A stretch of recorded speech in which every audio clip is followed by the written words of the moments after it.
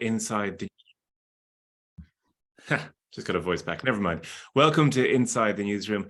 I am Darragh Brophy. I'm the news editor of the Journal.ie, and I'm joined so far this afternoon by Orla Ryan, who's our news correspondent, and Tadhg McNally, who's our political reporter. We may have other guests joining us shortly. I'm just going to have a quick chat with Tadhg because we're not going to start properly till more people have joined the session here. Tadhg, we just want to chat to you about what's in the news today, because we were chatting while you were reporting on the Public Accounts Committee this morning, and you've been doing a lot of reporting this week and last week on housing, social housing in particular, and the fact that the government missed their social housing targets. The latest homelessness figures are due out tomorrow. What was the lines from the PAC this morning? Anything interesting? Yeah, so there's been a couple of interesting bits out over the last couple of days on social housing in particular. Like last week, we had a report from ourselves that the government were set to miss their 2022 social housing target in particular, off the back of a ministerial briefing that was given to Paschal Donohoe when he became Public Expenditure Minister back in December. Basically, the gist of it was that around about 6,500 social homes had been delivered last year, which is 2,500 below the original target of 9,000 homes, and then about 1,500 away from the revised target, which was then brought in November when they realized they were likely to miss the larger target of 9,000. And then at the Public Accounts Committee this morning, the Secretary General of the Department of Housing, Graham Doyle, was answering questions from TDs, Alan Dillon of Fine Gael and Matt Carthy of Sinn Féin, who had asked about these figures and the detail of them. And he has disputed that the figures are that low.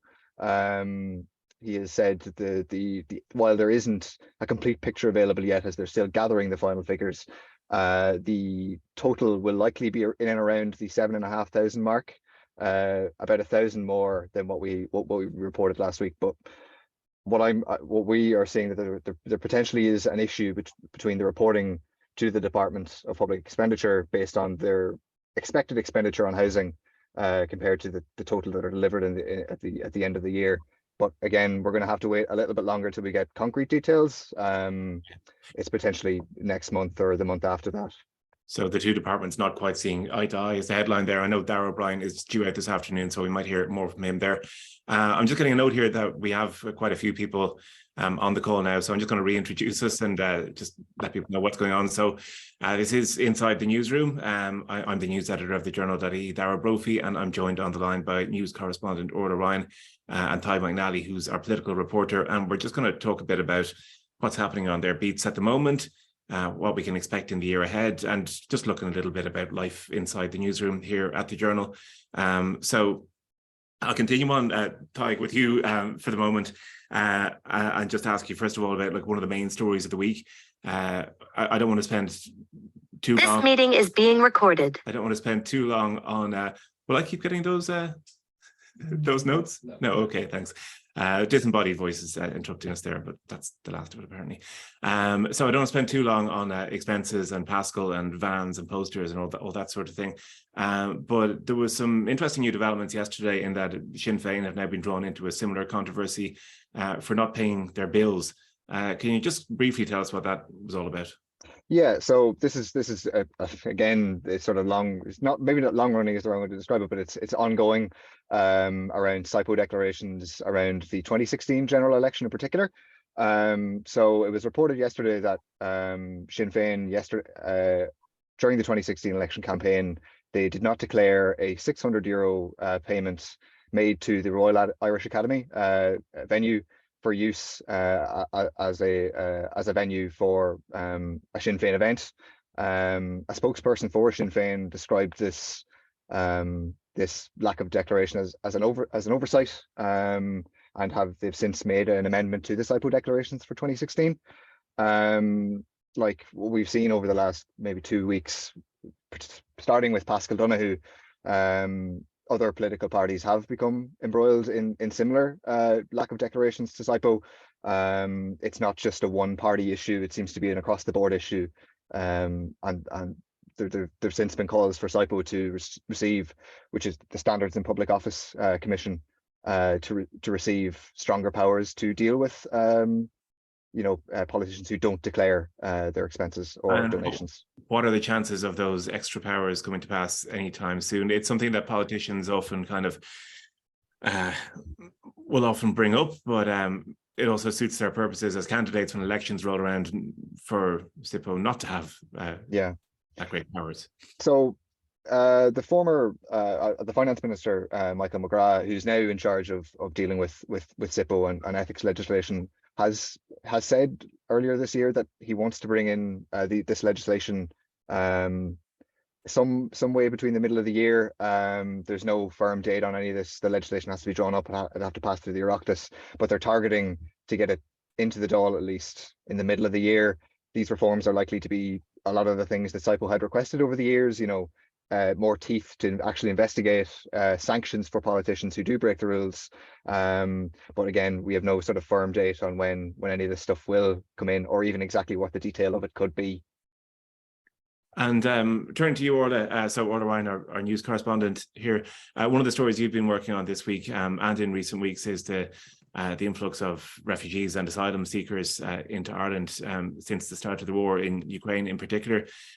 What's happened in recent days is City West has been, accommodation has been closed there to international protection applicants, and there's been warnings that that's going to have an impact on homelessness services in Dublin city centre. And that we're going to start seeing the impact on that in the coming days. So I know you've been in touch with NGOs here in Dublin recently. So what's the situation on the ground? Yeah, so I was speaking to Alan Bailey, the manager of the Capuchin Day Centre in Dublin City yesterday, and he said that centres like that and other groups were kind of warned that there's probably going to be an increase in numbers seeking food and shelter from them in the coming days and weeks. So Alan yesterday said basically it was a typical day. A typical day for them is still incredibly busy. They gave out food parcels to over 1,100 people yesterday morning, and then lunch to over 500 people in the afternoon. So they said they haven't really seen the impact of City West closing to applicants on Tuesday just yet, but he said they are preparing for an influx in the coming days, but that from about maybe tomorrow or Monday they would expect to see higher numbers of people coming for food and shelter. They've been warned to kind of have extra volunteers and extra food and things like that in the coming days, so they are getting ready for an increase in the coming days, but it's probably not going to be clear the exact impact of that until maybe next week. And sorry, I just had to unmute myself there.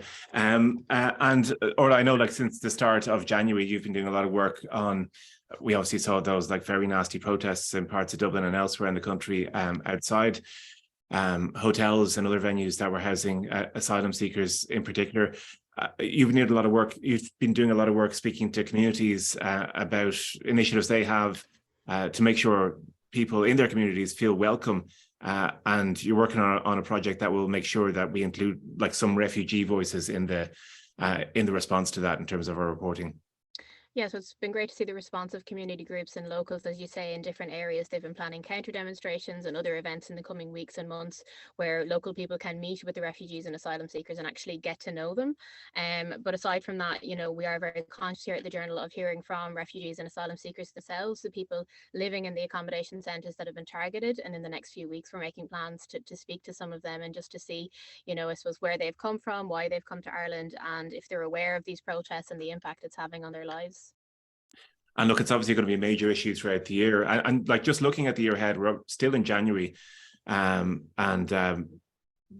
turning to the political situation, first of all, and what we can expect in this Dáil term before the end of the summer and throughout the year. Ty, we've a new Taoiseach, well, a new old Taoiseach, and we've a new Taoiseach, and we've several months to enjoy calling them all by the wrong title. I know I've done it several times in the last couple of weeks. Taoiseach Emile Martin, by the way, is in Lebanon today, so our political correspondent Christina Finn is over there at the moment, and there's lots of interesting news stories from her on the journal.ie as we speak. But Leo is the Taoiseach, and so looking at some of the issues that are on the government's plate, first of all, cost of living supports. Briefly, are we going to have an extension of those, and do you know when it's going to be decided? Yeah, so yesterday we had confirmation from the Taoiseach during leaders' questions that there would be an extension of supports. it has been sort of speculated in recent weeks that there would be. Now we know for sure that there definitely will be an extension of supports. The problem is that we don't know exactly what supports will be extended. We have and the Taoiseach also confirmed that they wouldn't be able to continue all of the supports. He was very, very clear that that they don't have resources to tackle, you know, all of the issues, but there will likely be an extension to some of the key supports. We're likely to see this sort of confirmed and details of this all ironed out before the end of February, when those supports are due to end. But you know, we've got like a month or so for government ministers to sit down with both Finance Minister Michael McGrath and Public Expenditure Minister Pascal Donoghue to actually thrash out what measures need to be kept in and what ones can be sort of, you know, cut away without impacting on, you know, the huge amounts of people who are relying on this support to you know, to pay bills, to pay in particular to pay their electricity bills. And we've seen the 200-euro credits issued, and we're due to get another one in fairly short order. One of the measures that was called for yesterday, actually, by the Sinn Féin leader Mary Lou McDonald, was in particular for short-term mortgage relief for people who are paying their mortgages. And obviously we've seen in the last couple of months significant rises in interest rates by the European Central Bank, and we're likely to see something similar next week. There's expected that there will be another announcement on interest rates, likely to be another hike. So what Sinn Féin want is they want to see a short-term targeted measure of mortgage relief introduced by the government. We're not exactly sure how that could work. There's been no details announced, and the Taoiseach didn't exactly respond to it yesterday either. So we're yet to see if that could be a measure that might potentially appear in the next little cost of living package. And like the Taoiseach has made clear, the housing minister has made clear that like housing is top of the agenda for the government, for the coalition. The speculation there might be an election as soon as autumn next year, which doesn't seem that far away, but if you're the Taoiseach, probably seems very close indeed. Is there any sign of any, like from the homeowner's point of view? I mean, people don't really give 2 cents one way or the other about the government's prospects, but from a prospective homeowner's point of view, do you think there's going to be any progress this year? Any sign of any good news before Christmas?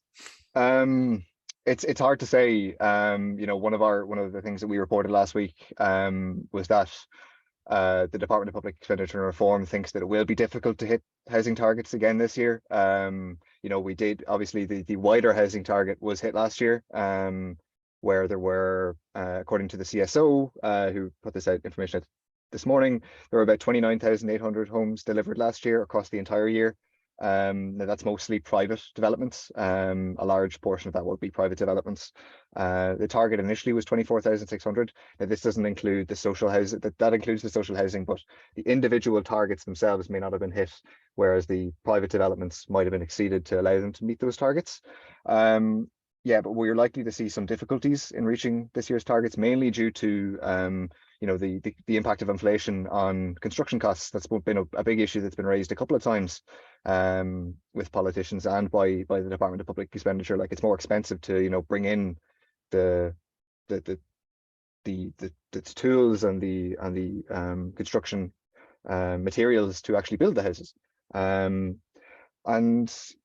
there is some potential good news. We had an announcement there earlier this month that there would be about the first home scheme. The max house price limits on that scheme will be increased. So essentially, what this scheme is, it's a shared equity scheme where the government will bridge the gap between your mortgage approval and mortgage level, and give you, like, you know, a couple of extra quid to let you bridge that gap between the cost of the house and the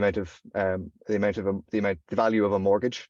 So, for example, like you're looking to buy a house that might be worth 350,000, but you can only get mortgage approval for 280,000. You know, there's a significant gap there. You might have a 35,000 deposit, a 10% deposit. That still leaves a 35,000 gap. This scheme will essentially give homeowners that 35,000 as equity, so the government will own that 10% of the house.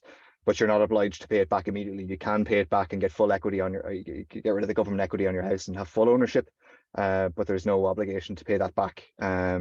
So the limits have been increased fairly significantly. I think it's 75,000, an increase of 75,000 on a house in Dublin, in each of the Dublin local areas. That's significant enough, especially considering the cost of houses in Dublin. Okay. And as we mentioned earlier on, that the latest homelessness figures are due out tomorrow. We have another member of the team working here to see what we can find out about what they might look like. But they've been increasing for, I think, around a year at this point, and potentially more bad news tomorrow. Lauren Boland, our climate news reporter, is on the call as well. She joined after we started the session, so I haven't introduced her so far. But Lauren, I'll come to you next. So we're looking at what's happening in the year ahead, and you were at the last COP conference in Egypt last year. The next COP conference is happening in Dubai this year. There's been some controversy in the last couple of weeks because the head of one of the biggest oil companies in the world has been appointed to head those talks. It gives weight to the whole argument that nothing really happens at these COP conferences, that they're being taken over steadily by vested interests. Can you explain the controversy to us, and what's your whole take on that argument? Yeah, it really wouldn't be a COP if there wasn't some controversy in the months ahead of it, but this has started particularly early with that announcement this month that the COP28 president is actually going to be the CEO of the UAE's state oil company. It's impossible to ignore, I guess, that we're having this major climate conference being held in a country who is a primary oil producer. And particularly the presidency appointment, it's unusual if you look at the kind of people that have been appointed as COP presidents in the last couple of years. It's normally a government figure. So say last year in Egypt, or this year, the current president in Egypt is their foreign affairs minister. The previous year in the UK, it was Alex Sharma, who's a cabinet minister and an MP in the UK. So it's a real swing there to a more corporate figurehead. And I suppose naming an oil executive, to no surprise, has raised a lot of eyebrows, including from members and people in higher ups in the United Nations, also environmentalists and other countries as well are looking at this and thinking, what are we going to be able to achieve at this conference? Because there is a lot left over from COP27 that happened in Egypt that needs to be addressed now this year, going into Dubai. But I suppose also it's not the only country that's mired in controversy when it comes to COPs. I mean, this year we saw in Egypt a lot of concern around human rights and protesting, the right to protest in Egypt. But even looking further ahead, Australia is a kind of strong contender towards hosting COP29 in 2024, alongside some Pacific Island states. And Australia has still a long way to go in terms of coal. Maybe not as much as, say, the UAE with oil, but it's still a country that is, very much active in the coal industry. So it certainly doesn't help with instilling confidence in the general public around the role that these conventions play in terms of climate. It makes it difficult to highlight the important work that's going on in the negotiating rooms when from the outside you're just seeing these kind of controversies over and over again. You were obviously at COP last year in Egypt. What was the protest situation like? Was there, obviously wasn't anything like it was the previous year in Scotland, but there were protesters there and there was a limited number of protests allowed, I think. There were, it was definitely significantly muted compared to the previous year. So if you think back to Scotland, there were big marches going through Glasgow, in Sharm el Sheikh last year, which is it's a kind of coastal town. It's very much a resort area, so difficult to get to in the first place, difficult for protesters to actually get there, as opposed to somewhere like Glasgow. And the protests then that were held were generally of a smaller scale, kind of happening inside the the United Nations Conference Centre as opposed to elsewhere in the city. At the start, it was very slow for any protests to pick up. So I was there for most of the first week. And while I was there, I didn't actually see a huge amount of protest activity. I think as the COP went on, there were more groups that came out, often specific kind of groups holding individual protests, as opposed to, one or two kind of really large ones where sort of everyone came together. So there were, I think, demonstrations was probably a better word for them. It was definitely more a case of people, I suppose, going out with banners or with kind of particular, I think some people dress up as polar bears, particular ways of, I guess, kind of trying to get a message across. But there wasn't, I guess, the kind of like protest activity that you might expect from a COP typically. Now looking closer to home, excuse me, take a drink of water. Looking closer to home, the decarbonisation of transport is one of the priorities for government at the moment. You were down in the Aviva last week when Eamon Ryan was announcing his big plan to install more charging points for electric vehicles. That was the thing that was in all the headlines. Charging points every 60 kilometres across the motorway network, which seems very ambitious in that you can drive to some major towns and cities without even passing a service station at the moment. There's a deadline of 2030 to have all new cars registered in Ireland as electric vehicles, and there's, so 7 years to go. There's a lot of work to do. What's your take on how likely it is that this will happen? Has it happened anywhere else? Like, is there any countries we can look to for an example, for instance? Yeah, I suppose if we're talking about how likely it is to happen, one way or another, it actually kind of has to, because it's not just an Irish measure. It is happening at an EU level. So the EU, the Parliament just this year, or rather last year in June, approved a proposal that will mean by 2035, new petrol and diesel cars won't be allowed to be sold on the marketplace. That doesn't mean you can't drive one of those cars on the road, but when it comes to new cars that are coming for sale, those will all have to be, zero emission vehicles. So one way or another, we're going to have to make that happen in Ireland, which means things like that, putting in the charging infrastructure, getting supports in place for people to be able to access those vehicles. And I think another thing to consider, I suppose, is that right now the number of electric vehicles on the roads is very low, and we're talking a lot about, what that number looks like. But actually increasing the number of electric vehicles we have on the road on its own isn't actually doing us any good if the number of petrol and diesel cars were to also continue to increase. Really a key factor, what you'll hear from a lot of environmentalists, is we need to look at the proportion of cars that electric vehicles are making up. Ideally, the total figure overall would be lower, is what they would say. And certainly that proportion that is made up by electric vehicles is what's growing bigger and bigger. But that another huge factor is that we need to be facilitating people making the switch to public transport, to active modes like, walking and cycling. Something as simple as walking, we often think, oh, why wouldn't someone just walk down to the shop? But actually in a lot of rural areas of Ireland, there aren't footpaths outside of people's houses. So things like that actually make a massive difference. And that could be the difference between somebody driving their car to the shop that's 10 minutes down the road, as opposed to walking or cycling, if that infrastructure was in place for them. So those are going to be really big considerations as well in the next few years. Very briefly, what happens if we don't hit that target by 2030? Politicians love kicking targets down the road, and if there's lack of progress all over Europe, could that just be extended? Look, I mean, it wouldn't be the first time that Ireland has missed, an EU target. I suppose, there's the political element of it, but there's also the actual climate element of it. This is already, I suppose we're looking at 2035 for on the EU level that ban to come into place. So that's 12 years from now. And we know that every year that we're continuing to put emissions into the atmosphere, it's making it harder and harder to reverse them and to get those emissions down. So there's the political consequences of it, but then there's also even, the kind of what will become the more tangible consequences if those emissions continue to be put out into the atmosphere, which ultimately we really need to avoid. Yeah, and by the end of the decade, those tangible consequences will be felt a lot more keenly, I'd imagine. That brings us nicely to my next question for you. Which is that I know you pay close attention to the government's climate strategies. Closest attention of anyone I know, certainly. So, and you're focused on the moment in your reporting on the fact that Ireland is one of the only EU countries not to publish a long-term strategy. So I suppose two questions: what is a long-term climate strategy, and what's the holdup?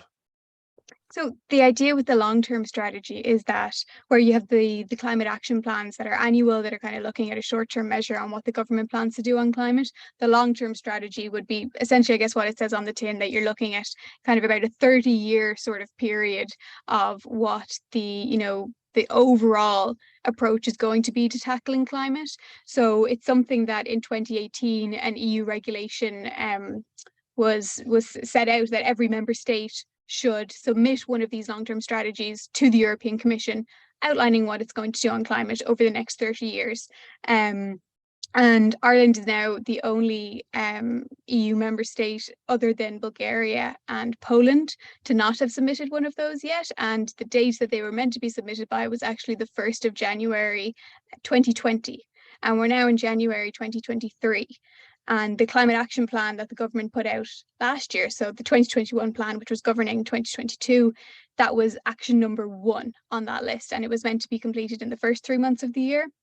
It wasn't submitted to the commission in that time. The latest update from the Department of the Environment was around November at the end of 2022. And at that point, they said that a draft report has been put together, but that it hadn't been submitted yet, and that they planned on submitting it towards the end of 2022. So I have put in a query with the department to ask, has it been submitted? It's certainly not that I can find available on the Commission's website or on the government's website yet. So that's been sort of something that's, been kind of some heel dragging on.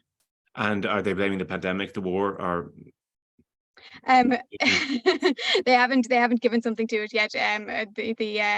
The climate action progress update reports are quite interesting, because sometimes they will give a reason why there was a delay to a certain item. Normally when they do give a reason for a delay, it's often either a resourcing issue, so there wasn't enough staff in place to actually get the action done, or a kind of, they blame it on a bureaucratic issue that, there was all these forms or planning permissions or what have you that they had to get through.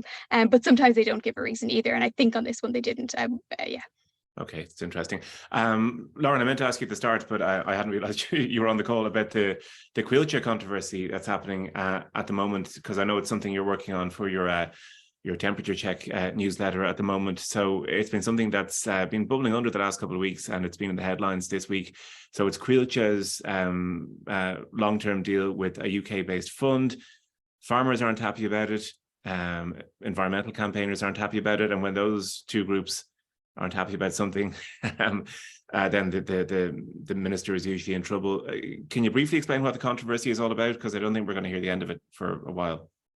Yeah, it's, and this has been going on for a couple of weeks, I suppose, but it's kind of picking up steam now. And there is a kind of a universal discontent with it. It's not often in the Dáil that you would see people before profit and the rural independents and kind of everyone in between all united in dissatisfaction with the same thing. But that's what we've had over this issue. Even some kind of government TDs not particularly pleased with it.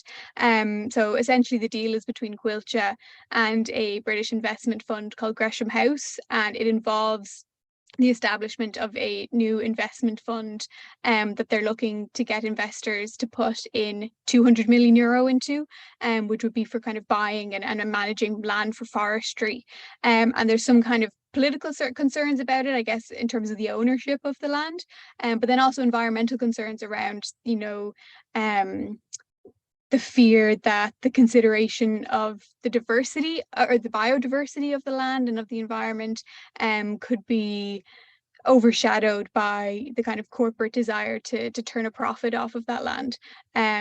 There's going to be, I think, a debate in the Dáil, so probably around 15 minutes from now, and I think there's a protest actually outside the Dáil about the matter around now as well. So we might see more kind of coming out on this in the next few hours. And also we're going to, or I'm going to write our climate newsletter, which is Temperature Check, which comes out every month. This month's edition is going to kind of look at all of this in a little bit more detail. So if anyone's interested in this issue or kind of more broadly in climate news, you'd be very welcome to sign up for that. Great, and it's pretty easy to sign up for. Just search for Temperature Check and the journal, and you should land somewhere, and just throw your email address in. Thanks for that, Lauren. Just turning back to Orla Ryan, our news correspondent, and people may know Orla from the Redacted Lives podcast, which went out in the 6 weeks running up to Christmas at the end of last year. And Orla, a lot of your work, obviously, in the last couple of years has been on the issue of mother and baby homes, speaking to survivors, and the issue of redress for survivors. Can you tell us what the latest is with the redress scheme? Again, there's a trend here, but there's been some delays with that from the government. Progress now expected potentially in the next couple of months. What's the latest there? Yeah, so it's actually been 2 years since the Commission's final report came out, which is kind of hard to believe. It's gone very quickly in one way, but in another way, it's dragged on, particularly for survivors who are still trying to get access to their records and redress. So the initial plans for redress were announced back in November 2021, and while there have been some slight refinement of payment bands, the scheme is largely unchanged since then. So it has been making its way through the Dáil, but it has been at a much slower pace than anticipated. The scheme was initially meant to open for applications last year. That hasn't happened. So it is expected that legislation will pass in the coming months, and then it will open for applications in the next few months, or at least at some stage this year. But survivors that I've spoken to are deeply frustrated that it's taken this long. Hopefully it will open for applications this year, but it was meant to open last year. So they're kind of saying we'll believe it when we see it at this stage. One of the biggest sticking points, I suppose, for people has been, the fact that the government is saying this is the largest scheme of its type in the history of the state, and that around 34,000 people will be eligible for redress, and it could cost the government around €800 million. But the fact remains that about 24,000 living survivors are excluded from the scheme, and that's been one of the major sticking points. We've had people, the UN Human Rights Committee, as well as people closer to home, calling for the scheme to be extended because so many people are excluded from it. Yeah, and you've been reporting for us a lot recently, Orla, on the number of people considering legal action over their exclusion or the exclusion of a relative. So can you talk a bit about the stories you've had on that in the last couple of weeks? Yeah, so one of the main issues for people, and it kind of unanimously across the board in terms of opposition TDs, people have called for the scheme to be excluded to include all people who pass through the system as children. So as it stands, all mothers who spent any amount of time are going to get some form of payment. And people have argued that those are too low, but they are entitled to something. But children who spent less than 6 months in an institution aren't entitled to any compensation, which has been a massive issue for people. The scheme also doesn't cater specifically to people who were boarded out, which is a precursor to fostering. It doesn't also specifically cater to people who were subjected to vaccine trials or people who experience things like racism or other discrimination. So a lot of the people that I've been speaking to who are considering legal action, I suppose in one sense they're waiting to see when the redress scheme is passed, if any amendments have been made before they pursue that. But at the same time, the government has kind of said in the past that it is what it is and it's not going to be largely changed. So you would imagine there are going to be future legal cases, and that's among survivors who are still living. I know of some people who are considering taking legal action on behalf of their deceased relatives. I was speaking to one woman recently whose mother sadly passed away just before the Taoiseach. The Taoiseach at the time, Micheál Martin, gave his state apology to survivors of the institutions in January 2021. Basically, any survivor, regardless of whether or not they gave evidence to the Commission, if they died before Micheál Martin gave his speech, they're not entitled to any compensation. And people might say, well, they've passed on and we should focus on living survivors. And while there is a point to that, I suppose, like the woman I was speaking to was saying, it's a matter of principle. It's nothing to do with the money. But if women like her mother gave evidence via relatives, they should be included in the scheme, and their family should be entitled to apply for compensation. So there are a number of people who are actively considering that or have lodged legal proceedings and will decide whether or not to move forward with that once the scheme is passed and they know exactly what's in it. And finally with you, Orla, briefly, is it nearly a decade since this all came back on the agenda with the revelations around the Tuam mother and baby home? There was some news on that recently, in that there might be progress on an excavation on the site there in Tuam this year. What's happening there? Yeah, so it's been just over 10 years since Catherine Corliss first carried out her research, and it was published in the Journal of the Old Tuam Society, a local history journal in Tuam in County Galway. And then it was 2014 when there was the article in the Mail on Sunday that kind of exposed the horrors of Tuam to Ireland and the world. So on foot of that, then we had test excavations way back in 2016 and 2017, where we heard Catherine's opponent confirm at the time, the Minister for Children at the time, saying that there was a significant amount of human remains on the site. And archaeologists said the measures put in place to protect the site and the remains shouldn't have been in place for more than 6 months.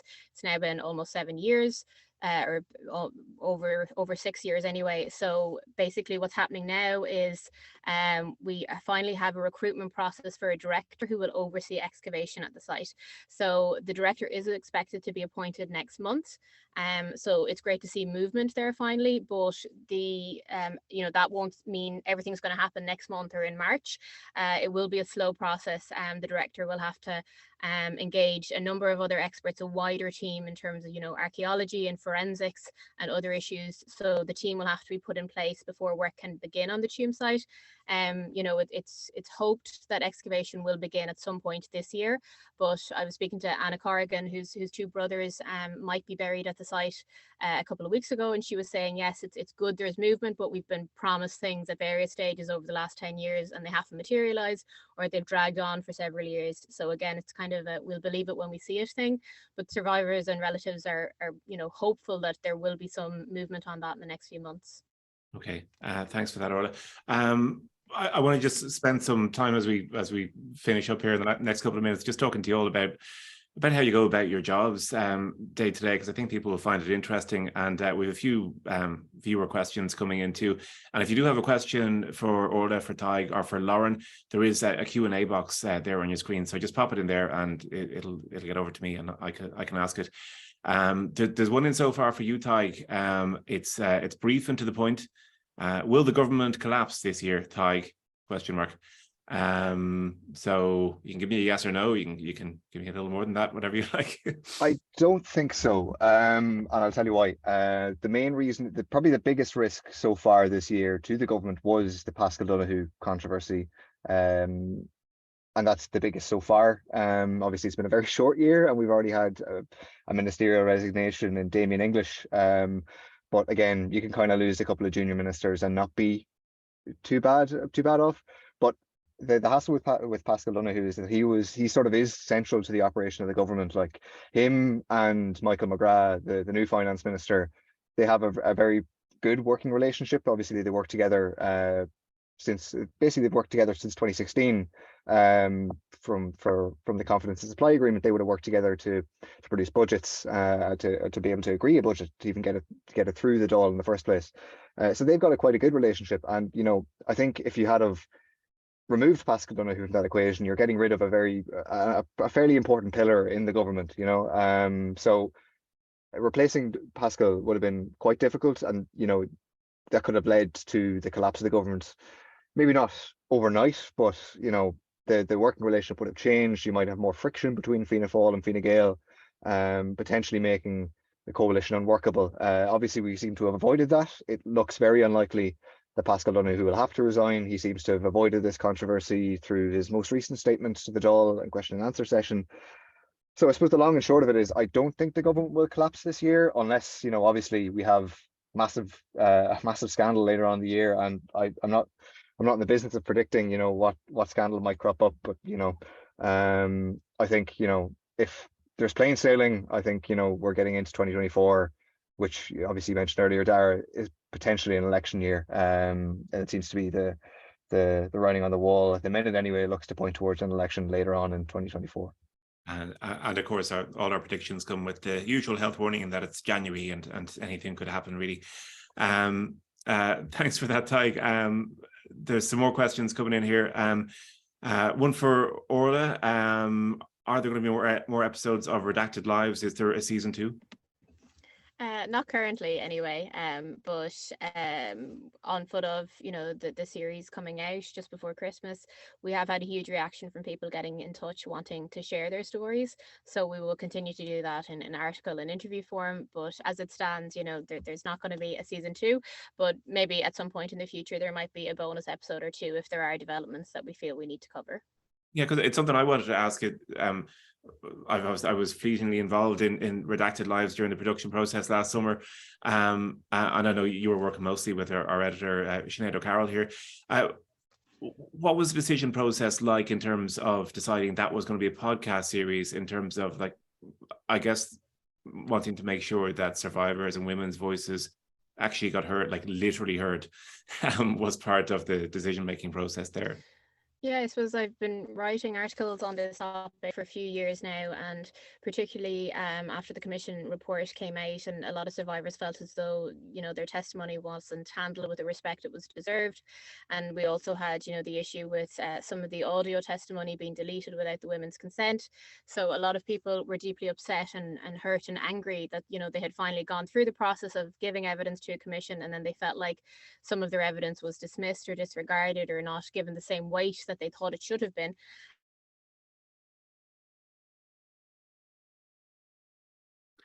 All is frozen on the screen for me. Presumably that is also affecting everyone else. So I'll just move on to the next reader question we have in, and we may hear back from Orla in a second. It's for you, Lauren. There's a reader question in. I thought a podcast would be a really powerful medium in terms of hearing those voices. Sorry, I think I dropped out briefly, but I'm back. You did, Orla. Sorry. Thanks for that. I was going to move on to Lauren with another question here in for readers, but thanks for that, Orla. Lauren, the question here from the reader is, does the Irish, and this is kind of putting you on the spot, you may not know it off the top of your head, does the Irish government put more money into tackling climate change than other EU countries? Are we better or worse or about the same? So I don't have the budgets for the other EU countries. I wouldn't be that familiar with them, so I can't do the financial comparison. But what I can tell you is that in terms of the results of whatever we're spending and whatever other countries are spending, is that we are actually ranking relatively poorly compared to a lot of the other EU countries. So say, for example, there was a report that came out around the same time as COP, actually a couple of months ago, where it ranked, I think it was 59 countries and the EU at large on various different climate indicators. And overall, Ireland came 37th out of 59. And obviously that was including EU countries, but also including countries in other parts of the world as well. And specifically on actions to kind of curb greenhouse gas emissions, we were one of only 2 countries in the EU that was given a very low rating. So that was us and Poland. So I suppose when you look at those kind of, findings in a report like that, it doesn't paint the best picture of how Ireland is doing compared to other countries. We're better on some things, we're better than others. I mean, for example, we were relatively good at onshore wind. In the past, we were kind of a relatively early uptaker of that. But then in contrast, we've done quite poorly on offshore wind. We've been quite slow to develop that, despite the fact that we're an island with all of this water around us and plenty of opportunity for that offshore wind. So there are some things that we've been better at. Some things we've done poorly on, which I suppose you can apply to most things in any kind of political scenario, but particularly with climate, where the stakes are so high, there are definitely a lot of areas that could stand to have more investment put into them. There's that international kind of insight with a report like that. But even here, the Climate Change Advisory Council has put out kind of warnings, I guess, again and again, saying that while the government's ambitions on climate are quite good, so when they come out with a climate action plan or the particular policy, often the level of ambition is quite strong. But actually, when it comes time to put those into practice, the implementation is falling short. I have another question here, just very briefly, Lauren, because we're coming towards the end of our time here, but it's basically just asking what it's like to cover the COP Climate Summit, like how chaotic it is, because with all the delegates and reporters from international media. Yeah, it's its own beast, really. It's not like anything else. It's the scale of it is massive, and particularly at the start when you have the World Leaders Summit, where there are political leaders from around the world who are there for kind of high level meetings, but are also doing events, and you can just kind of stumble past them. There was one day where I was walking around, not every country, but a lot of countries have pavilions where they sort of set up kind of like an exhibition and event space. And one day I was walking past and happened to see an event was about to start with at the Scottish pavilion with Nicola Sturgeon, and it was a relatively small crowd because there's world leaders everywhere. You go to another event where there's the Prime Minister of Pakistan talking about the flooding that has hit the country there. In terms of the chaotic nature of it as well, there was one morning during that World Leaders Summit where the group of Irish journalists who were there, which is a small group, there was only about 4 of us over there from different media outlets at the time that I was there. We were meant to be having a doorstep with Micheál Martin, who was the Taoiseach at the time. A doorstep, for anyone who's listening who might not know, it's essentially like a small stand-up press conference where you have your minister or whoever and, you know, a group of journalists kind of asking questions. And we were meant to be meeting him inside one of the conference venue spaces. But we get there, and outside there's actually this big crowd of journalists who all want to get into the building but aren't being allowed to by security, because there are world leaders inside. And so, you know, we're there on WhatsApp trying to talk to the government press secretary, and the Wi-Fi is bad, and then I'm trying to ring him off like an Egyptian SIM, and he doesn't know who's calling him, and, you know, all of this. And it essentially ended, you have all the journalists outside, them way inside in a room somewhere, and I'm there kind of waving, you know, to eventually get him to spot us, like, yes, that's me in the blue top.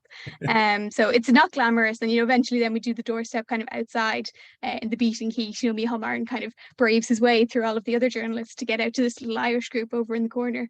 So I suppose that's kind of, you know, it's only a small logistical issue really, but it also kind of speaks to, you know, there were some kind of issues over there in terms of like the ease of access that journalists had to some parts of the conference, and how that could have probably gone a little bit better. Yeah.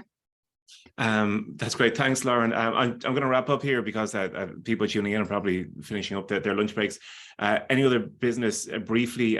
We've got some more questions coming in that I haven't had a chance to get to, but thanks for everyone for sending them in. It's a really nice comment here about the Redacted Lives podcast. Orla basically just says it's a great podcast telling true, powerful stories. Thank you for your hard work. Sad listening, but important listening. So you'll take that, Orla, I'd imagine. I will, and just to note as well, Nikki Ryan and Sinead O'Carroll, who worked on it, as well as yourself and a wider team. So I'll pass that on to them. But thank you for the comment. Thanks, Orla. Very direct query just about how to sign up for temperature check. Someone just looking for clarification on that. Lauren, could you? Yeah, so I've replied to that question there with the link. I'm not sure if everybody can see that, but if you Google the journal.ie temperature check, and we have a page on the website where there's a box at the bottom of that page, and you can pop your email in, and it's free, and you get the newsletter then every month. Or if you find me on Twitter, either I have the link to it pinned at the top of my Twitter, or you can email any of us if you still can't find it, and we'll send you the link. Yeah, great.